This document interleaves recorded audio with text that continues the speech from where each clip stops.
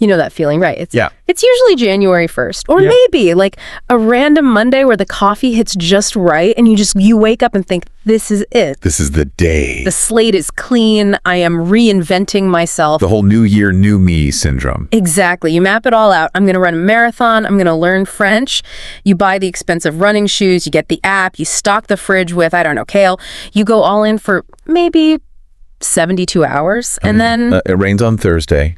Or you have a bad day at work, and all of a sudden those brand new running shoes are just sitting by the door judging you. Yeah. You miss one day, then it's 3, and a week later that gym membership is basically just a donation you're making to a building you'll never see again. It's the universal human experience, and it's so frustrating because the intention, it's real. We want to change, but there's this huge gap between wanting something and, actually sticking with it. A Grand Canyon-sized gap. For sure.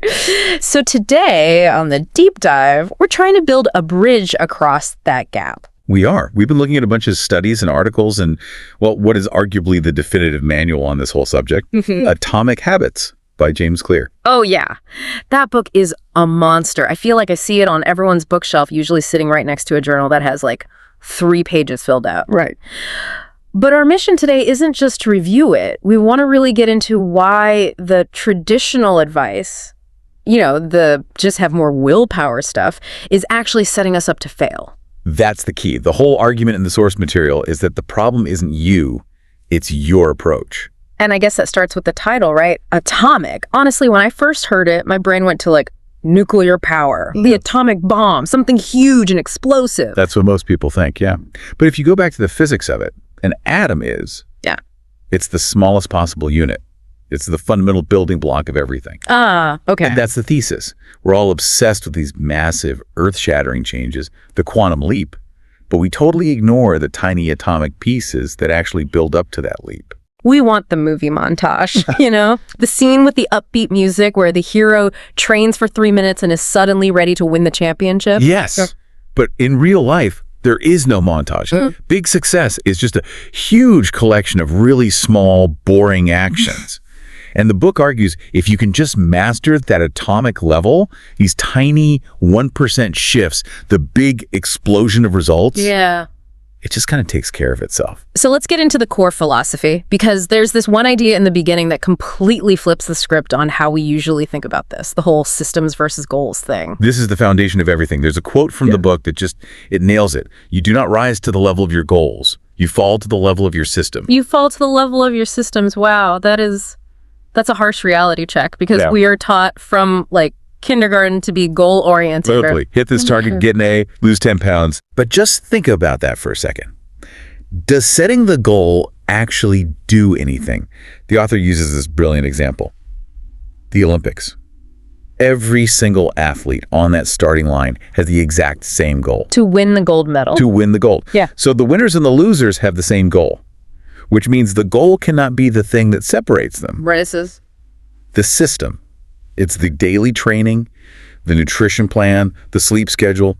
The goal is just the destination on the map, but the system is the car that gets you there. And if your car has a flat tire, it doesn't matter how badly you want to get to the destination. You're not going anywhere. And there was another problem with goals mentioned in the notes, something called the yo-yo effect. Oh, absolutely. This is why people train for a marathon, and then after they cross the finish line, they don't run again for 6 months. Because the motivation is just gone. It evaporates. The goal is done. But a system doesn't have a finish line. It's a lifestyle. Okay, so if we accept that, if we need to stop obsessing over the finish line and start focusing on the actual machine, how do we build a machine that works?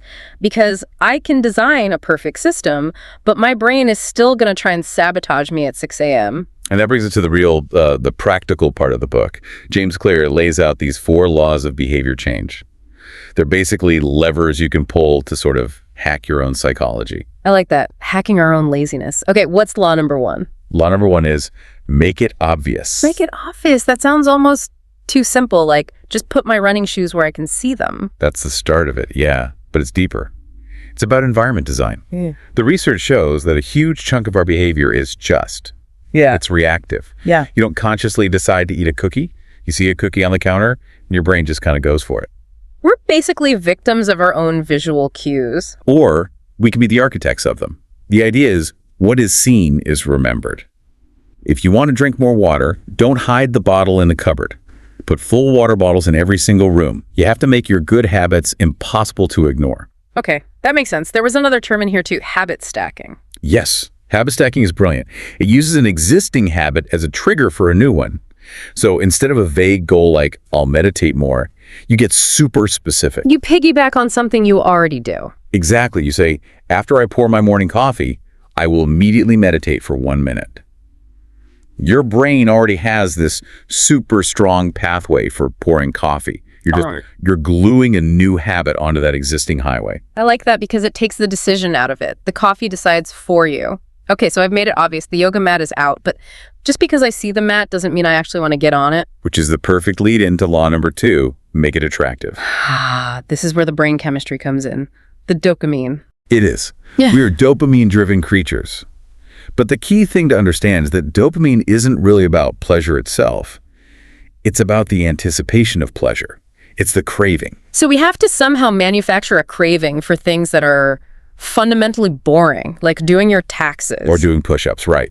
And the strategy for that is called temptation bundling. Okay, temptation bundling. Is this like the eat your vegetables to get dessert thing?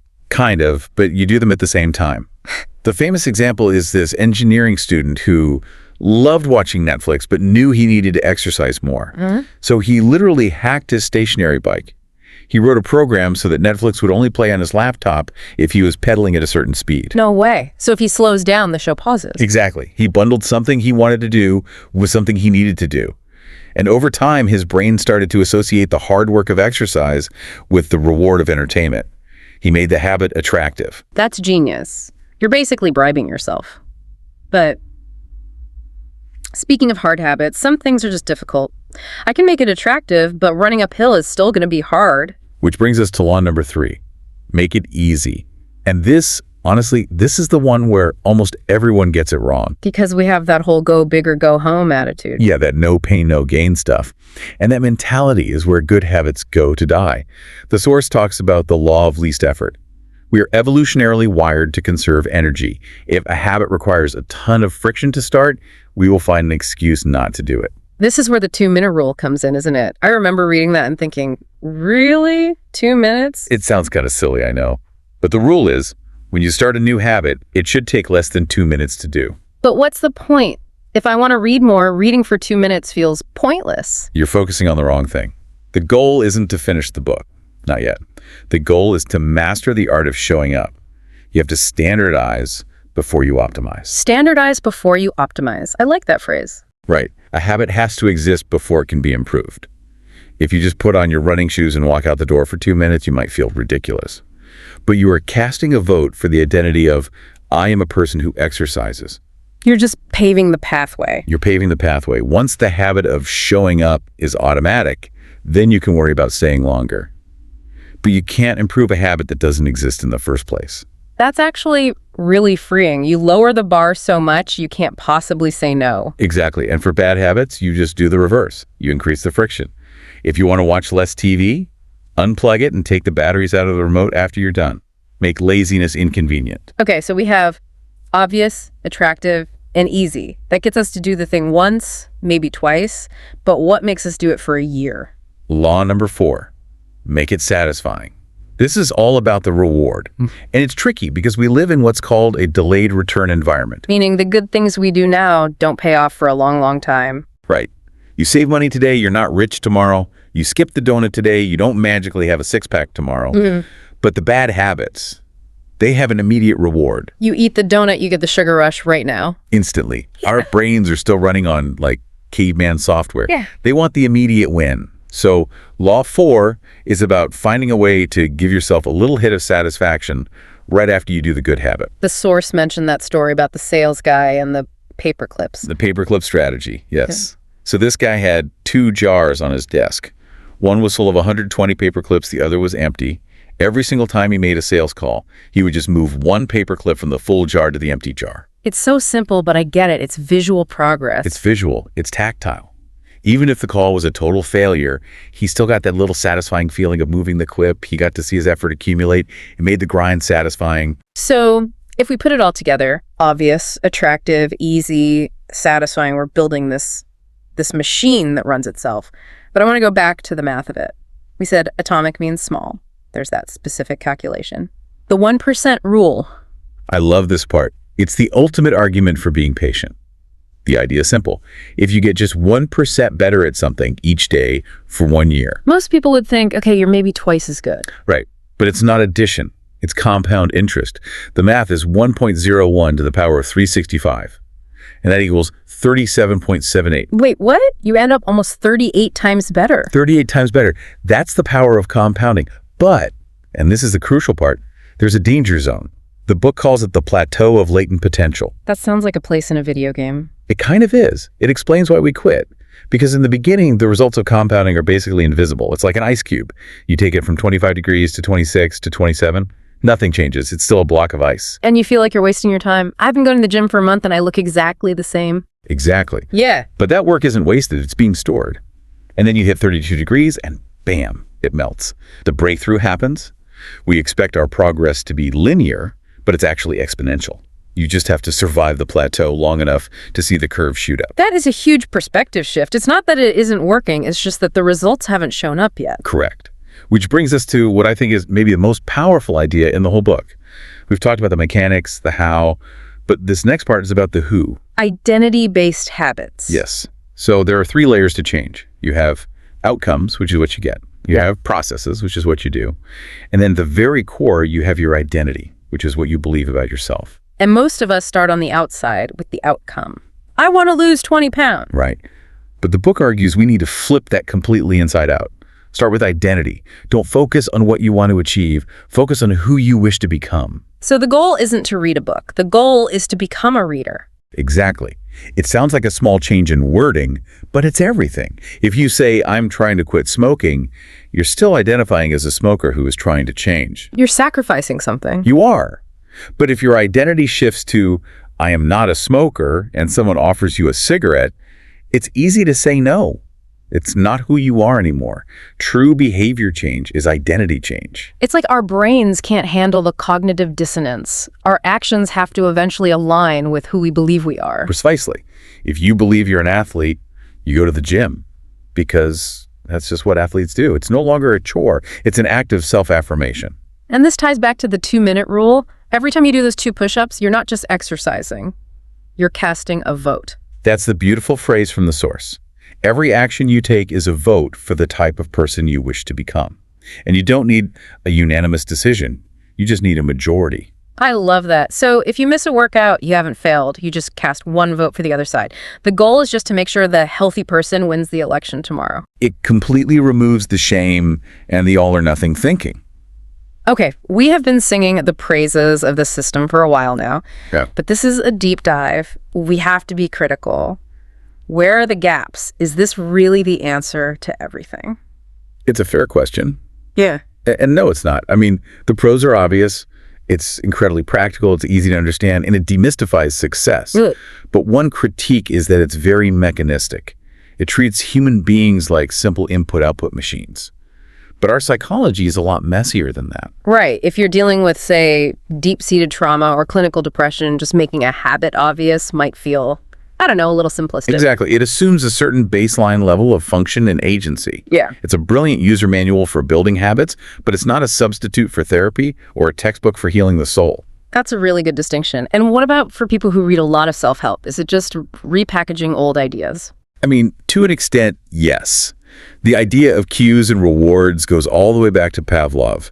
This isn't groundbreaking new science, but the synthesis, the way he packages it into these 4 laws, it's probably the most accessible and user-friendly version ever created. It's not about inventing new ingredients. It's about having the best recipe. I think that's a perfect way to put it. It gives us a vocabulary for these things we all struggle with, and it explains why we fail, which is half the battle right there. So let's bring this all home. We've talked about the myth of overnight success. We've gone through the 4 laws: obvious, attractive, easy, and satisfying. We've talked about the plateau and the crucial shift to identity. It's a lot, but the core message is just start smaller than you think you need to. So a question for you, the listener, and just answer this in your head right now, not your 5-year plan. What is one tiny atomic habit you could start today? Not tomorrow, today. Maybe it's just putting a glass of water on your nightstand before bed. Just one thing. And while you think about that, let me leave you with one final thought that really stood out to me from the source material. We live in a world that sells excitement. We're always chasing the new thing, the next big project. But the book suggests that the greatest threat to success isn't failure. It's boredom. Boredom. It's the ability to show up and do the reps day after day, long after the initial excitement has worn off. The real winners aren't the people who are always motivated. They're the people who can stick to the schedule, even when it's boring. So that's the real challenge. Can you stop chasing the magic pill and start falling in love with the boredom of an effective process? Build the system and then trust it. Thanks for diving deep with us. Go cast a few votes for the person you want to become. See you next time.